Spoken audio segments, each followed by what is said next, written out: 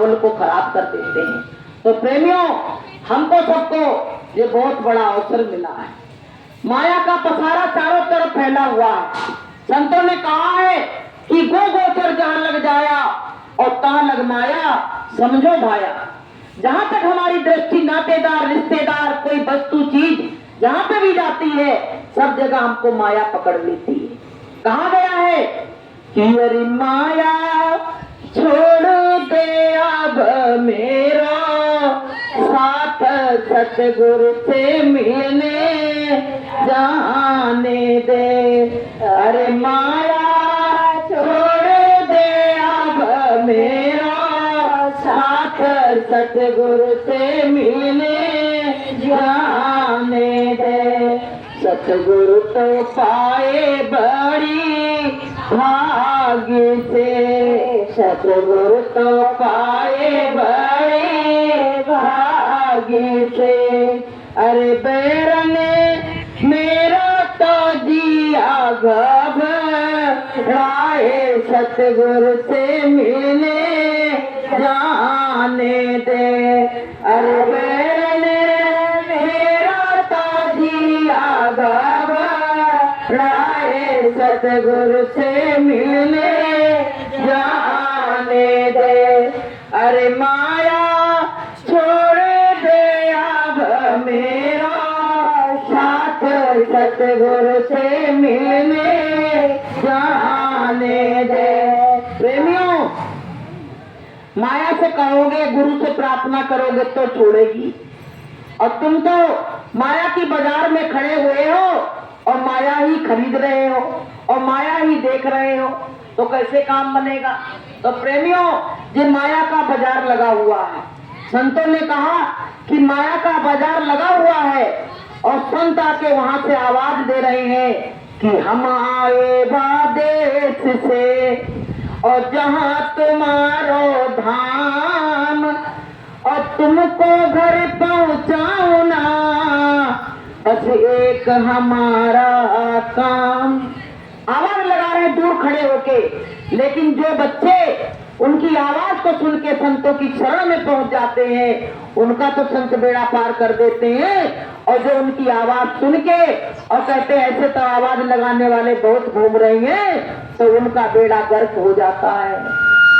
तो प्रेमियों, संत आए हुए हैं, आवाज लगा रहे हैं कि लूट सके तो लूट ले बंदे, शोर मचाओ गली गली।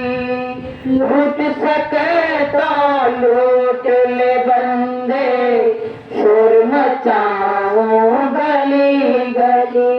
गुरु नाम के हीरे मोती मैं बिखराऊं गली गली। गुरु नाम के हीरे मोती मैं बिखराऊं गली गली। लूट सके तो लूट ले बंदे, शोर मचाओ गली गली। जिन जिन ने लूटे मोती वो तो माला माल हुए। जिन जिन ने लूटे मोती वो तो माला माल हुए। जो माया के बने पुजारी आखिर में कंगाल हुए। जो माया के बने पुजारी आखिर में कंगाल हुए। रुपए पैसे वालों को मैं ये समझाओ गली गली। रुपए पैसे वालों को मैं ये समझाओ गली गली। लूट सके तो लूट ले बंदे, शोर मचाओ गली गली। प्रेमियों, जिन जिन ने लूटे हैं वो तो धीरे धीरे उसका एहसास कर रहे हैं, और जो केवल माया के पुजारी बने बैठे हैं उनको गुरुदेव की चर्चा बाती नहीं है। जिन जिन ने थोड़े थोड़े मोती हीरा लूट लिए हैं वो तो गुरु को की याद आती है उनको, वो सत्संग में भी जाना चाहते हैं, लेकिन जो हीरा मोती लूटे नहीं है उनको काहे को सत्संग की याद आएगी। तो प्रेमियों, जो कोई चीज पाके और नकार देता है उसका बहुत बुरा हाल होता है। एक बार क्या हुआ, एक कुम्हार था तो गधा को लेके जा रहा था। कुम्हार का क्या स्वभाव होता है कि गधा पे बैठा और अपना वो लिया और चाबुक लिया और चल दिया उस पर बैठ के। अब प्रेमियों, वो जा रहा था तो रास्ते में उसको क्या हुआ, एक हीरा मिला। वो समझा कांच है तो उसने क्या किया, उसको उठा लिया। कहने लगा ये मेरे गधा के गले में बड़ा अच्छा लगेगा। उसने एक रस्सी ली और हीरे को रस्सी में डाल के गधे की गर्दन में पहना दिया। गधे ने भैया हीरा पहन लिया, गधा चले तो हीरा चमके। तब तक उधर एक जोहरी आ रहा था। तो जोहरी ने कहा कि ये गधे के गले में क्या पहनाया, बड़ा चमक मार रहा है। तो कहने लगा एक कांच पड़ा था और मैंने उस कांच को इस गधे के गर्दन में डाल दिया, मेरा गधा अच्छा लगने लगा। आप थोड़ा आगे आगे और सरक जाओ, सब लोग आगे आ जाओ, आगे आ जाओ, वो लोग धूप लगेगी, इधर आ जाओ, सरक जाओ आगे। यहाँ बैठ जाओ आप लोग, इधर इधर बैठ जाओ, जिस जगह पड़ी यहाँ बैठ जाओ। तो प्रेमियों, गधा बढ़िया जा रहा और हीरा पहने। तो जोहरी ने कहा कि इसकी कितनी कीमत है। तो कुमार ने कहा इसकी कीमत तो कुछ भी नहीं है, तुम जो चाहो सो दे देना, मुझको तो डला मिला तो मैंने इसको पहना दिया। आप प्रेमियों, जोहरी चालाक था। जोहरी ने सोचा कि अगर बिना कीमत दिए इसको ले लिया तो जो फिर मुझसे ले लेगा, इसलिए कुछ कीमत दे दो, बयाना दे दो तो ठीक रहेगा। उसने कहा नहीं, मैं फालतू नहीं लूंगा, तुम इसकी कीमत लगाओ, कितनी लोग है, 5 रुपए दे देना, ठीक है। आप जोहरी तो बड़ा खुश अंदर ही अंदर कि करोड़ों की चीज और 5 रुपए में मिल गई। आप प्रेमियों, क्या हुआ, जोहरी ने ले लिया और जैसे ही जोहरी हीरा को लेके घर में आया और जैसे उसने रखा तो हीरा चटक के तो टुकड़ा हो गए। अब वो जोहरी हीरा से क्या बोला कि जब तू गधे के गर्दन में पड़ा था तब तो बड़ा खुश था और मेरे हाथ में आते ही तू फट गया। तो हीरा से आवाज क्या आई, बोले ए कुमार, तू किस गफलत में पड़ा है। तो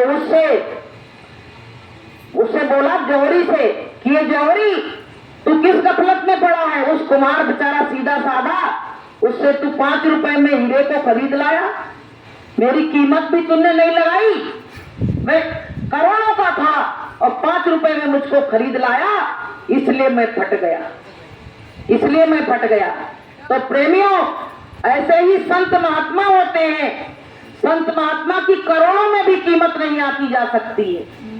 संत महात्माओं को जो आंकता है ना, जैसे बहुत लोगों का कुछ हो गया, काम बिगड़ गया, करे गुरु महाराज हमारा काम बना देना, इतने रुपए का प्रसाद चढ़ा देंगे।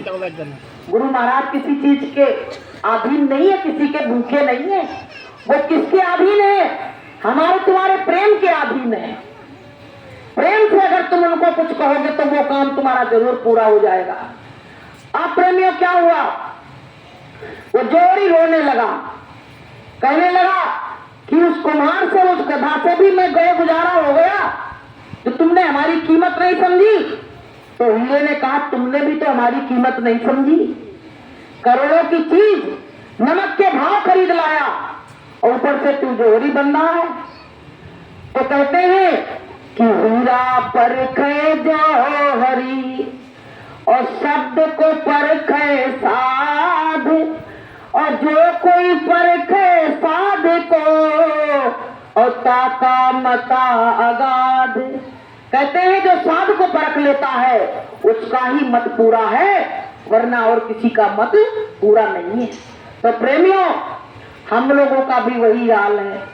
इतने बड़े गुरु महाराज आए और हमने गुरु महाराज की कीमत ही नहीं जानी, सत्संग का महत्व ही नहीं दिया। कहते हैं जो व्यक्ति के अंदर सत्संग का महत्व नहीं होता उसको उसका फल भी नहीं मिलता है। जैसे आप लोग धूप में आए और कह रहे कहां जा रहे हैं, सत्संग में जा रहे हैं, लेकिन आपका मकसद क्या है सत्संग में आने का?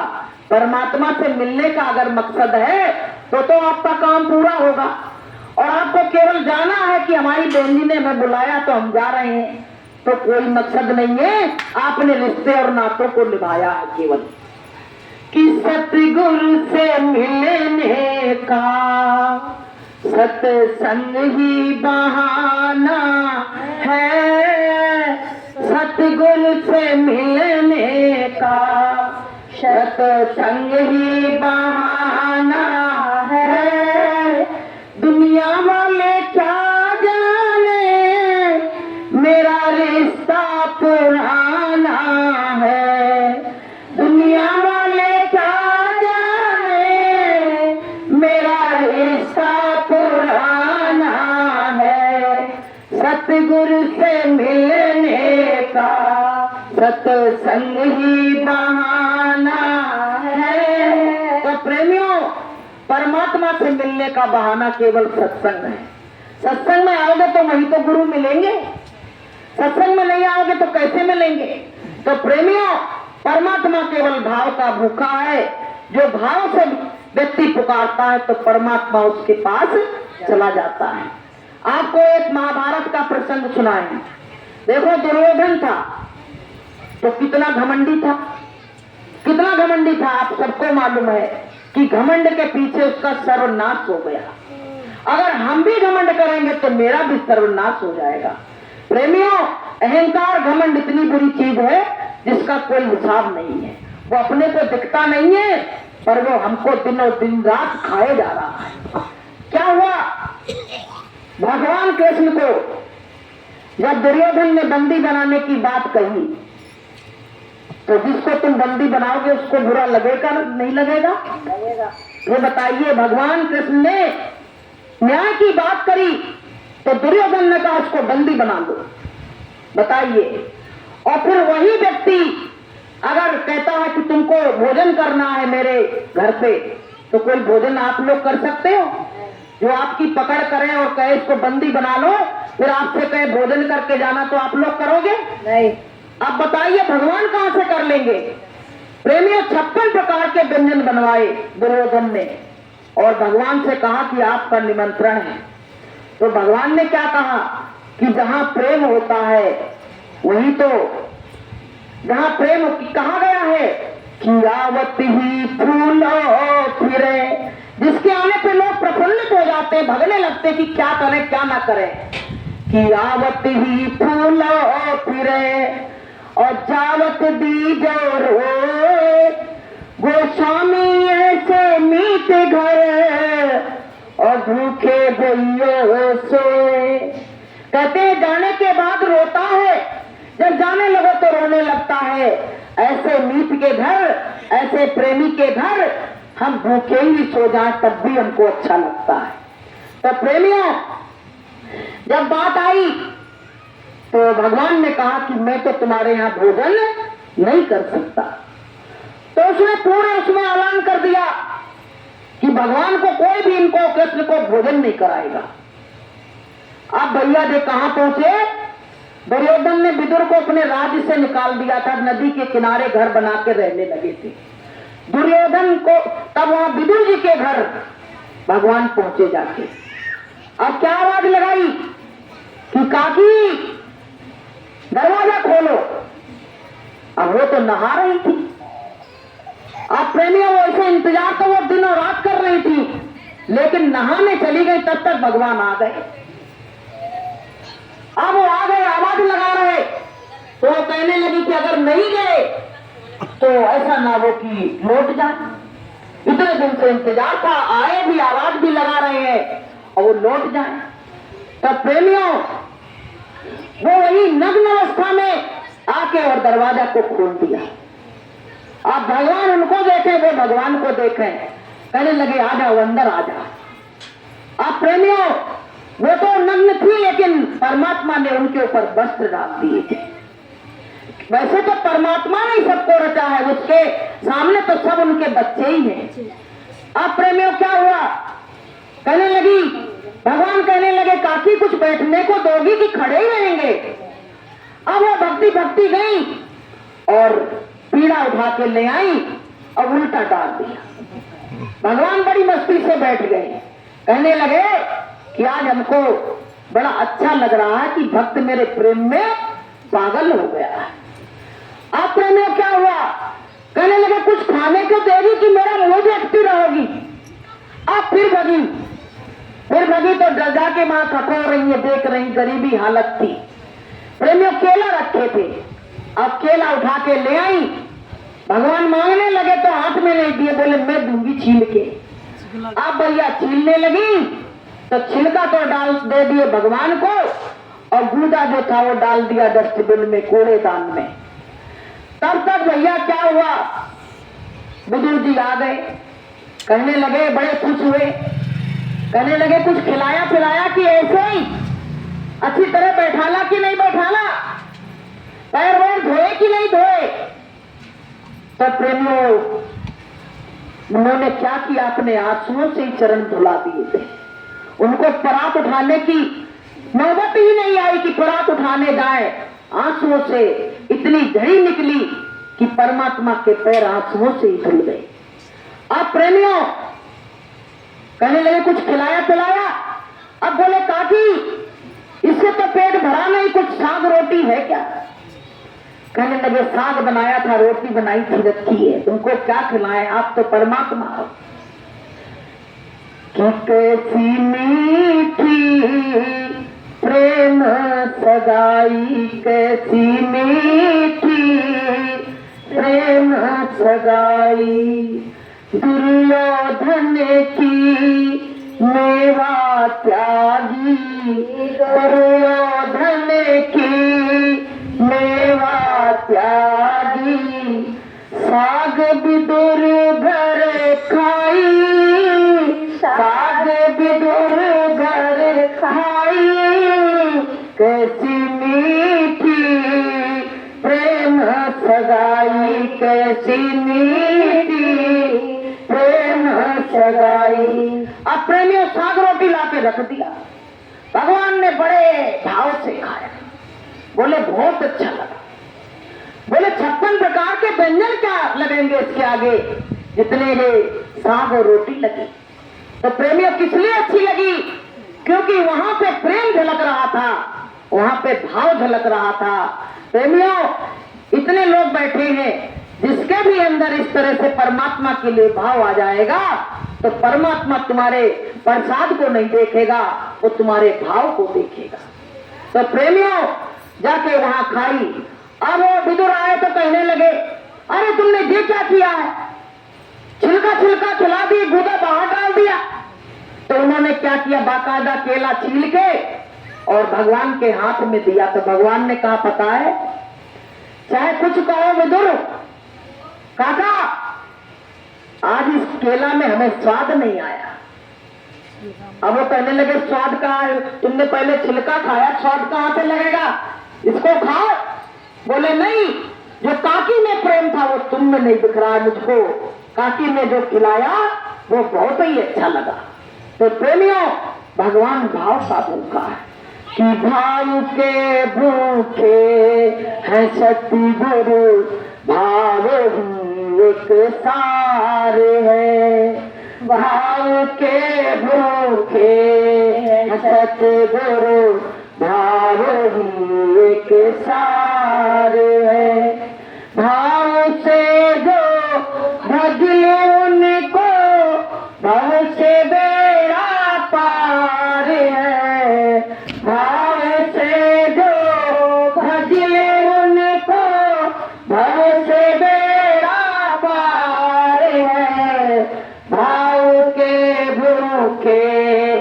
सत्य गुरु भाव ही एक सारे। परमात्मा हमारे भाव का भूखा है। तुम अपने घर के आंगन को इस तरह से साफ करते हो, पर अपने हृदय के आंगन को आज तक साफ नहीं किया, क्योंकि परमात्मा आएगा तो हृदय के आंगन में आएगा। प्रेमियों, वो आता है तो हृदय के आंगन में आता है कि तुमने आंगन नहीं बुहारा, तुमने आंगन नहीं बुहारा, कैसे आएंगे भगवान, कैसे आएंगे भगवान।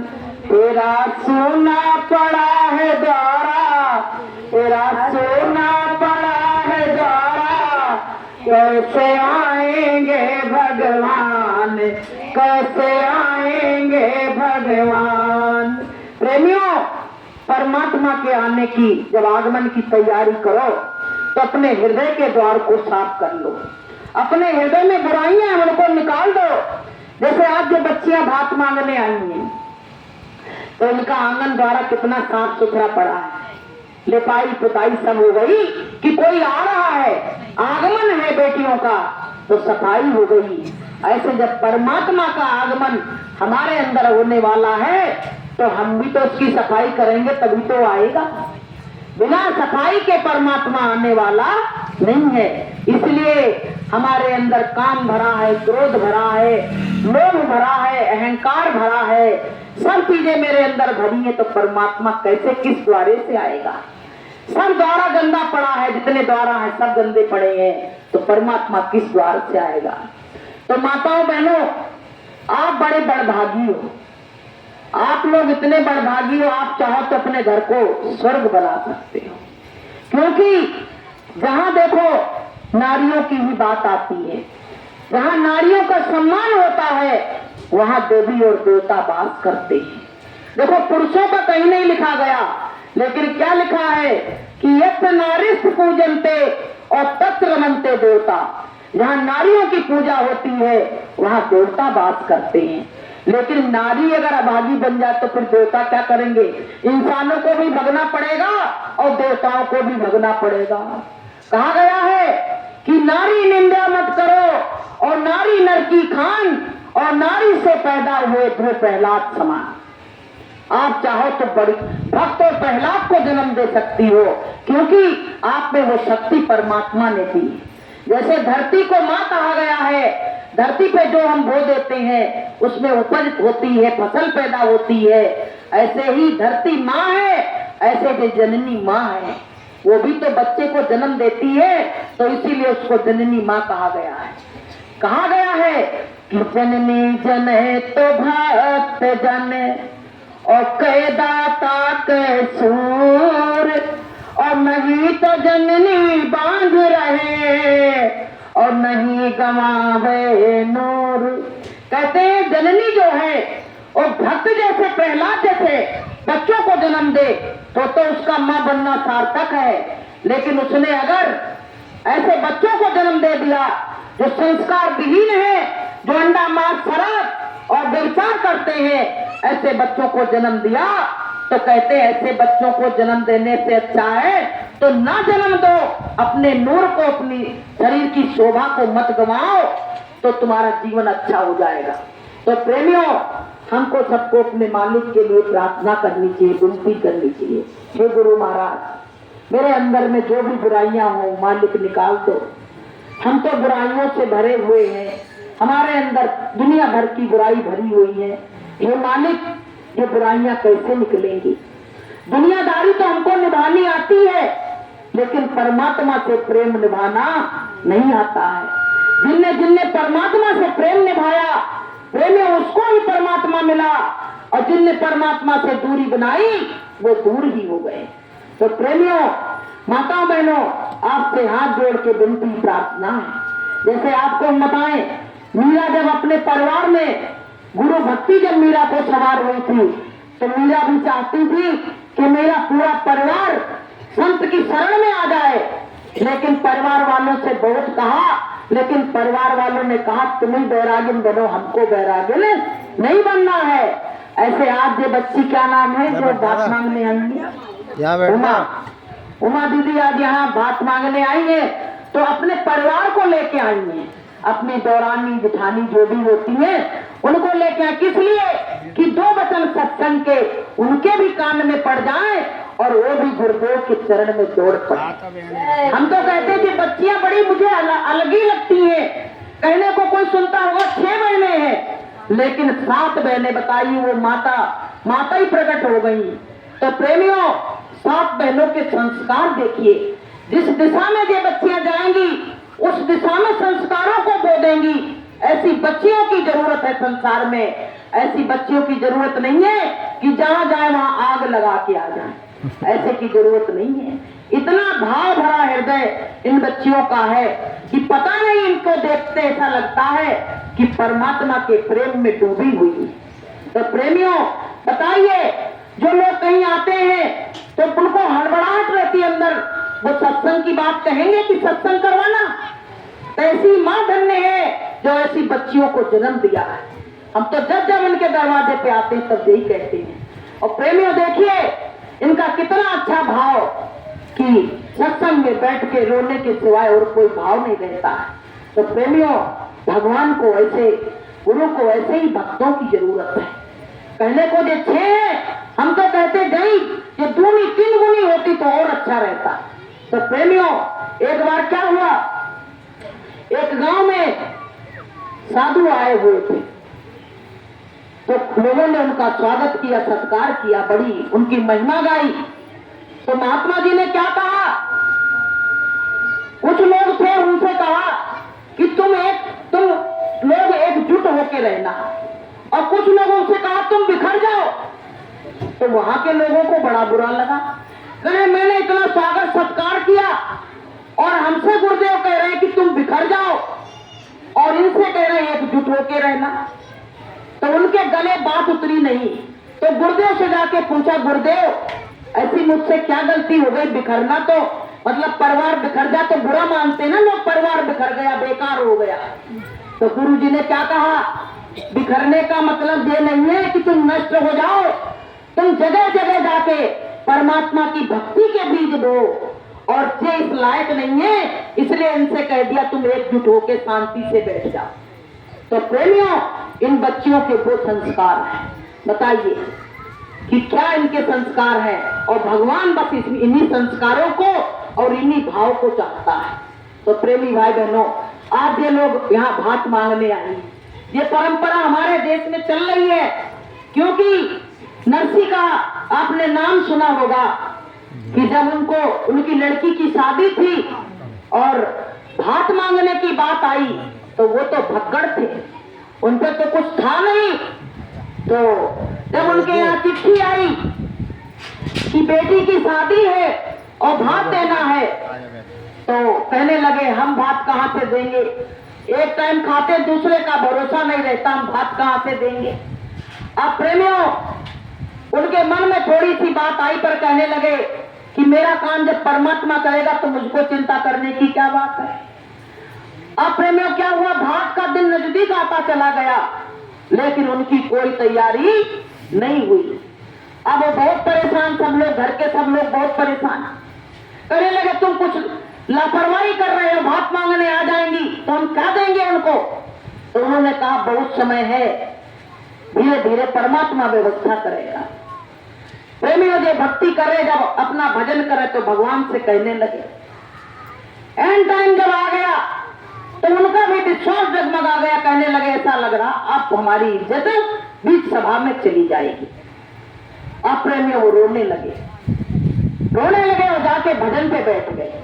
जब सत्संगी होते हैं ना उनका काम नहीं बनता तो वो क्या करते, जब उनको कोई राह नहीं सूझती है तो कहते हैं भजन पे बैठो और कोई राह ही नहीं हमें नजर आ रही है। अब भजन पे बैठ गए, तब तक भैया टाइम आ गया। अब देखिए भगवान से उनकी लड़ाई हो रही है, लड़ाई हो रही कि हमने सब कुछ पूरा जीवन तुम्हारे ऊपर रोक दिया, लेकिन तुमने भरी सभा में मेरी इज्जत ले ली। अब देखिए प्रेमियों भगवान जल्दी जल्दी एक घोड़े पे बहुत सारे हीरे जवाहरात लाद के और नरसिंह मेहता के दरवाजे पे आ गए और कहने लगे कोई है क्या। चले गए हैं भजन करने के लिए। अरे बोले हमने उनसे पहले गुरुदक्षिणा ली थी और उनका कर्जा मेरे ऊपर बहुत बकाया है, तो जो सामान उतार लो वो आए तो उनसे बता देना। अब प्रेमियों धीरे अब लोग कहने लगे हमको मालूम नहीं, तुम सामान कहां से उतार ले, पता नहीं तुम कौन हो। बोले हम वही हैं, उनने हमको गुरुदक्षिणा दी थी, कह देना तुम्हारा शिष्य आया था। बताइए, जब आखिरी टाइम आ गया तो भगवान स्वयं आया और कहने लगा, तो प्रेमियों अब इतना सामान की घर में तो आए नहीं, उनकी तो टूटी झोपड़ियां थी, अब वो आए नहीं। तो प्रेमियों बगल में एक मकान कमरा लेके तो उसमें सामान रखा। जब वो लौटे बड़े निराश उदास, तो लोगों ने कहा तुमने किसको गुरुदक्षिणा दिया था, वो सामान लेके आए, बहुत सारा सामान रख गए हैं। अब प्रेमियों जब उन्होंने देखा तो सामान के पार नहीं, बोले मैंने किसी को गुरुदक्षिणा नहीं दी, मैंने तो किसी को कुछ नहीं दिया, ये कौन लाया है। अब ये फिर भगे, अब भगे का वो तो रख के सामान और गायब हो गए। अब ये इतना रोए इतना रोए इतना रोए, कहने लगे कि मैंने परमात्मा पे इतने लांछन लगा दिए, आखिरी टाइम जब मेरा धीरज का बांध टूट रहा था तब मैंने परमात्मा पे लांछन लगा दिया और उसी परमात्मा ने देखो कितने हीरा जवाहरात सब कुछ मेरे आंगन में लाके पटक दिए। अब प्रेमियों ऐसा भात, आज उसी भात की मिसाल दी जा रही है। आप लोग भात मांगने इसीलिए तभी से ये प्रथा चली हुई है। ऐसा भात दिया, ऐसा भात दिया कि जो आए वो कहे भैया ऐसा भात तो मैंने कहीं देखा ही नहीं था। हम लोग क्या धोती कपड़ा दे देंगे, बर्तन दे देंगे और क्या दे सकते हैं, लेकिन हीरा जवाहरात तो कोई नहीं दे सकता। हीरा जवाहरात से स्वागत किया गया बहन बेटियों का। तो नरसी रोने लगे, कहने लगे कि भगवान पे हमने विश्वास को तोड़ दिया और वो भगवान मेरे लिए इतना कुछ लेके आए, हमने तो इतना भजन भी नहीं किया और वो भगवान मेरे लिए कितना कुर्बान है। कि भगत के बस में है भगवान, भगत के बस में है भगवान, भगत बिना तो कुछ भी नहीं है, भगत बिना तो कुछ भी नहीं है, भगत उसकी शान, भगत के बस में है भगवान, भगत के बस में है भगवान। प्रेमियों भगवान पे गुरु पे पूरा भरोसा रखो, आपका काम बिगड़ने नहीं देंगे, वो किसी न किसी तरह से आपका काम हर हाल में आके बना देंगे। अपने भक्त की इज्जत जाने नहीं देंगे, तुमको डूबने नहीं देंगे, परमात्मा तुमको उबार लेंगे। ऐसे प्रेमियों नरसी को इस तरह से इतना और विश्वास परमात्मा के चरणों में बढ़ गया, कहने लगे जितनी हमने भक्ति नहीं की उससे कितने गुना ज्यादा परमात्मा ने हमको दिया। हम इस योग्य नहीं थे, हमने परमात्मा को भला बुरा कहा, अब मैं कैसे उनसे माफी मांगूंगा। तो प्रेमियों हम तुम भी कभी कभी गुरु महाराज से यही कहते, जब हमारे काम नहीं बनते हैं हमको लगने लगता है कि अब तो मेरी इज्जत गई, तो हम गुरु महाराज से कुछ न कुछ उल्टा सीधा बोलने लगते हैं। प्रेमियों गुरु महाराज ने आज तक किसी की इज्जत जाने नहीं दी, किसी की लाज लुटने नहीं दी। जब द्रौपदी की लाज लुट रही थी भरी सभा में, तो द्रौपदी ने अपनों पर विश्वास किया था कि हमारे घर परिवार के इतने लोग हैं मेरा साथ देंगे, लोगों के तो एक पति होते मेरे 5 पति हैं, लेकिन उनकी लाज किसी ने बचाई। सब पतियों ने क्या किया, सिर नीचे कर लिया। कृपाचार्य द्रोणाचार्य सब सभा में बैठे हुए थे, लेकिन सब ने अपने सिर झुका लिए। तो द्रौपदी ने देखा कि भरी सभा में मेरी साड़ी दुशासन खींच रहा, अब मैं नंगी हो जाऊंगी। तो उसने क्या कहा कि कहां जा छिपे हो प्यारे कन्हैया, कहां जा छुपे हो प्यारे कन्हैया, यहाँ लाज मेरी लुटी जा रही है, यहाँ लाज मेरी लौटी जा रही है। कहाँ जा छिपे हो प्यारे कन्हैया, कहाँ जा छिपे हो प्यारे कन्हैया, यहाँ लाज मेरी लौटी जा रही है, यहाँ लाज मेरी लौटी जा रही है। प्रेमियों, परमात्मा भी भक्त को कसौटी पे कसता है। वो भी तो देखता तुम्हारा विश्वास कितना है, ये भी तो वो देखता है। अब प्रेमियों, जैसे दीनानाथ कहा वैसे ही परमात्मा आपके साड़ी में प्रकट हो गए और इस तरह से साड़ी बढ़ाई कि दुशासन खींच खींच के मर गया, लेकिन साड़ी कम नहीं पड़ी। तो प्रेमी भाई बहनों, ऐसे ही हमारे गुरु महाराज हैं। हम सब लोग उनके भरोसे पे ही बैठे हुए हैं। दुख तकलीफों से भरा जीवन है, लेकिन जब गुरु की याद करते हैं तो जीवन में हरियाली आ जाती है, हमारा जीवन खुश हो जाता है। प्रेमियों, आपको हम बताएं, जब जब भक्त मुसीबत पे होता है तो गुरु महाराज क्या चैन से बैठते हैं? कभी चैन से नहीं बैठे। आप लोग नए हो, आपको हम एक बात बताएंगे, आपका विश्वास गुरु के चरणों में दृढ़ हो। हमारा लड़का था तो खेल खेल में छोटा था तो चला गया बच्चों के साथ में पिकनिक मनाने। अब क्या हुआ प्रेमियों कि वहां इतनी तेज से ऐसा समंदर हुआ कि ऐसा पानी आया कि सब बच्चों को, वहां जो बच्चे नीचे उतर गए थे सुल्तानगढ़ में, सबको बहता, बच्चे बहते चले गए। जैसे पानी में बच्चे नाव डाल देते हैं कागज की बना के, ऐसे बहते चले गए 16-16, 17-17 साल के बच्चे। तो बच्चे बड़े उद्यमी होते हैं कि बंदर बालक एक सुखाओ और जहां बैठे तहां करें उपाओ। तो इन बच्चों ने कहा चलो हम देखते हैं कौन बह रहे हैं बच्चे। जैसे जो नीचे उतरे, इस तरह से पानी चारों तरफ से आ गया कि उनको निकलने की कोई राह नहीं मिली। अब जो देखने तो उनको गए थे, खुद फंस गए। प्रेमियों, आपको बताएं, माँ की बहुत बड़ी ममता होती है। आप भी माँ हो, आप समझती हो। 2:30 बजे बच्चा हमारा वहां पहुंचा और जब पानी में जब डूबने लगा तो जब मरने का वक्त आता तो अपने परिवार की, घर की सबकी याद आती है। तो उसने सोचा होगा कि मेरे माँ पिता सब छूट गए और गुरु महाराज ने कहा था कि जय गुरुदेव नाम बोलना तो मैं मिलूंगा। तो वो जय गुरुदेव नाम बोलने लगा, जय गुरुदेव नाम प्रभु का, जय गुरुदेव नाम प्रभु का।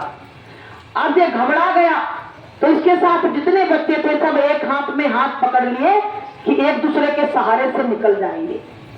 अब प्रेमियों, पानी का बहाव इतना तेज कि निकलना तो मुमकिन था ही नहीं, पैर इनके डगमगाने लगे। तो हमारे बच्चे ने कहा चट्टान दिखी एक, तो उस पर चढ़ गए जो लोग। अब उस पर जब चढ़ गए तो यहाँ तक पानी वहां भी आ गया। तो इन लोगों ने क्या किया, अपनी अपनी शर्टें उतारी और उसको कपड़े एक दूसरे से बांध के अपने को बांध लिया कि कहीं चट्टान से नीचे ना चले जाए। और ये क्या कह रहा, वही बात कि जय गुरुदेव नाम प्रभु का, गुरु महाराज ने कहा लेना तो मैं मिलूंगा। ये बात इसके दिमाग में बचपन की बैठी हुई थी। अब प्रेमियों, सारे बच्चे रोए, मम्मी कह के, पापा कह के रो रहे, लेकिन ये कह रहा अब तो मरना नजदीक है, सामने मौत दिख रही है, जब इतने बह के जा रहे हैं तो हम भी बह के जाएंगे।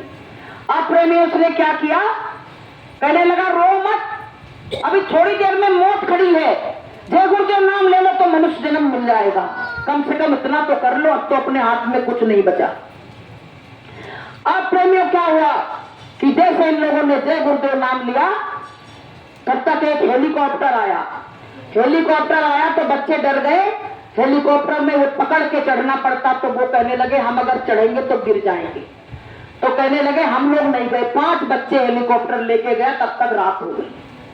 पूरा प्रशासन बैठा, आपको हम बताएं, कलेक्टर वगैरह सब बैठे और कहने लगे जो सवेरे देखेंगे। तब तक आपको हम बताएं, धीरे धीरे समय बढ़ता गया, रात के 12 बज गए। अब 12 बज गए तो गांव का एक बुढ़ा व्यक्ति आया 80 साल का और कहने लगा तुम लोग क्या तमाशा देख रहे हो, जो बच्चा अभी डूब जाएंगे, सब बैठे जितने। तो वो क्या कहने लगे, जो शराबी कबाड़ी बच्चे हैं, डूबेंगे डूब जाएंगे, तो हम सवेरे देखेंगे।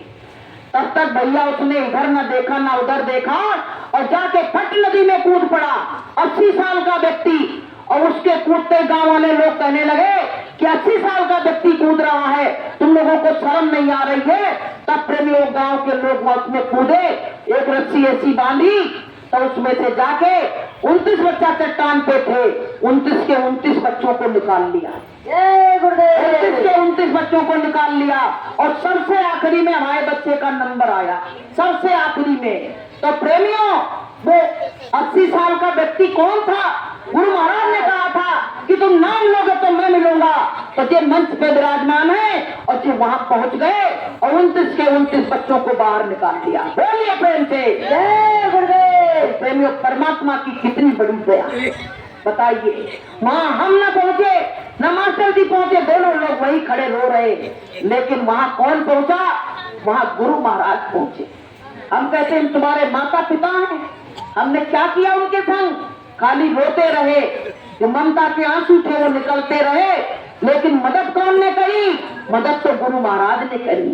तो प्रेमियों, हम जन्म के साथी हैं और कर्म के साथी तो परमात्मा है, गुरु महाराज है। प्रेमियों, गुरु पे भरोसा करो। बहुत बड़े काम गुरु महाराज ने बनाए हैं।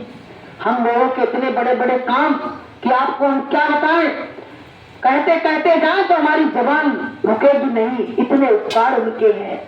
और हमने गुरु के लिए क्या किया? क्या किया हमने गुरु के लिए? हम जरा सत्संग धूप हो जाए तो कहते भैया आप तो धूप में मर गए। बताइए, वो गुरु हमारा रात के 12 बजे जाके सुल्तानगढ़ में पहुंच गया। बताइए, और क्या कर सकते हैं? इतनी बड़ी दया का परिचय और क्या हो सकता है? और हम क्या कह रहे, मेरे यहाँ गुरुवार का सत्संग होता था, हम कह रहे गुरु महाराज कल हमारे संगत के लोग आएंगे और डेड बॉडी सवेरे आएगी, तो हम लोगों को क्या जवाब देंगे कि तुम्हारे घर में यही सत्संग हो रहा था, आज तुम्हारे घर में गुरुवार को ही कांड हो गया। तो प्रेमियों, सुबह 5 बजे भोर में लड़का आ गया और आके मेरे लिपट गया, मम्मी तुम हमें मारोगी तो नहीं। हमने बेटा हम क्या मारेंगे, हम खुद ही मर गए, हम तो खुद ही मर गए। जिसका 17 साल का लड़का चला जाए, कैसे कैसे इतना सा पेड़ लगाते हैं, कैसे कैसे बड़ा होता है प्रेमियों। और जब आशा होती कि इसमें फल आएंगे और तब तक वो वृक्ष टूट जाए, पेड़ टूट जाए, तो माता पिता के लिए क्या बचा दुनिया में। तो प्रेमियों, ऐसी ऐसी घटना हम लोगों के साथ घटी और गुरु महाराज ने कहते नहीं, अपना मान टले तो टले, भक्त का मान न गलते देखा, प्रभु को नियम बदलते देखा। प्रभु ने नियम बदल दिए भक्तों के लिए, लेकिन हमने तुमने क्या किया? तो प्रेमियों, हमको तुमको अपने गुरु महाराज के लिए अधीर नहीं हो, परेशान नहीं हो कि जब कोई नहीं आता मेरे गुरु अरे आते हैं, जब कोई नहीं आता मेरे गुरु अरे आते हैं। मेरे दुख के दिनों में वो बड़े काम आते हैं, मेरे दुख के दिनों में वो बड़े काम आते हैं। जब कोई नहीं आता मेरे गुरु अरे आते हैं, जब कोई नहीं आता मेरे गुरु अरे आते हैं। प्रेमियों, संसार तो तुम्हारा दुख देखने के लिए खड़ा है। तमाम रिश्तेदार नातेदार पता क्या कहते हैं, बढ़िया है, अच्छा रहा, हो गया, बहुत सत्संग में जाते थे। बहुत लोग कहते हमारे संग ये किया था इसलिए हो गया। लेकिन परमात्मा ने जो नहीं सोचा, परमात्मा स्वयं जाके वहां मदद की। परमात्मा ने कोई सिखवा और कोई गिला नहीं किया। तो प्रेमियों, कौन बड़ा है मेरी दृष्टि में? हमारी दृष्टि में सबसे बड़े हमारे गुरुदेव हैं। तो प्रेमियों, इसी तरह का भरोसा, इसी तरह का विश्वास मालिक के चरणों में रखो। आप लोग भले नए हो, आप लोग नए आए हो, आपको हम एक बात बताएं, जय गुरुदेव नाम इस प्रभु इस परमात्मा का है। गुरु महाराज ने इस नाम को 18 घंटे साधना करके जगाया है। जो भी प्राणी इस नाम को लेगा उसका काम बिगड़ने नहीं पाएगा, उसका काम बनने के सिवाय कभी बिगड़ नहीं सकता है। आप लोग भले नामदान नहीं लिए हो, आप अपने घर पे बैठ के अपनी दौरानी हो जेठानी हो जो आपको यहाँ लाई है, इनकी बात को मानना। आज से ही आप जय गुरुदेव नाम शुरू कर देना, फिर देखना आपके घर में कितना अमन और चैन बरसता है। आगे का समय इतना खराब है, गुरु महाराज ने कहा बच्चों ऐसी ऐसी बीमारियां आने वाली हैं जिसका डॉक्टरों के पास इलाज नहीं है। कोरोना जैसी बीमारी आई, आपने देखा कि डॉक्टर भी हाथ लगाने के लिए तैयार नहीं थे। क्लिनिक छोड़ छोड़ के डॉक्टर भग गए। गुरु महाराज ने कहा 1 रुपए की दवाई आगे वो समय आ रहा 100 रुपए में मिलेगी। और बीमारियां कम लगी हैं, कितने हार्ट अटैक हो रहे हैं आप बताइए, कितनी बीमारियां फैल रही हैं कि कोई वैष्णो देवी पे जा रहा है तो कोई रास्ते में अटैक पड़ गया, कोई नाच रहा है तो उसको अटैक पड़ गया, कोई गा रहा है जिम गया तो उसको अटैक पड़ गया। ये क्या है? गुरु महाराज ने कहा कि तमाम तरह से मौत आएगी, किसी एक तरह से नहीं आएगी। एक बार पता क्या हुआ कि मौत भागती हुई जा रही थी, तो संत बैठे थे, तो कहने लगे कहां जा रही हो? तो कहने लगे फलाने गांव में जा रहे हैं, आदेश मिल गया है कि 5000 लोगों को मार के आना। बोले कौन सी वजह से मारोगी? बोले हैजा बीमारी फैला देंगे और लोग फटाफट मर जाएंगे, मौत कह रही है। तो वो महात्मा जी बैठे रहे, कहने लगे जो लौट के भी तो आएगी तो कम से कम इससे मिल लेंगे, पूछ तो लेंगे कहां गई थी, कैसे क्या हुआ। अब भैया वो मार मूर के लौट के गन से आ रही जैसे ट्रेन आती है। कहने लगे रुको रुको, तो कहने लगे क्यों? बोले कितनों को मारा? बोले 5 की कह के गए थे, मरे 15,000। बोले 15 कैसे मरे? बोले 5 को तो मैंने मारा और 10,000 तो दहशत खा के मर गए। बताइए तो कोरोना में और क्या हुआ था? क्या हुआ था कोरोना में? ऑक्सीजन लेवल 1 का गिरा, लेकिन वो में दहशत खा के घर परिवार के परिवार साफ हो गए। बताइए तो प्रेमियों ये भय बड़ी बुरी चीज है। और सत्संगियों को हम बताएं आपको, सत्संगी बिल्कुल ऐसे फिरे जैसे कोरोना है ही नहीं। प्रशासन को देख के तो लगा ले मास्क। मास्टर जी की ड्यूटी लगी थी, रात रात वहां बैठे रहते थे। वहां इनके संग जो अधिकारी कर्मचारी थे 3-3 मास्क लगा के बैठते, और जे उनको देखने के लिए दिखाने के लिए नेक लगा ले फिर हटा ले। और वो कहने लगे भैया इसका जिम्मेदार प्रशासन नहीं होगा।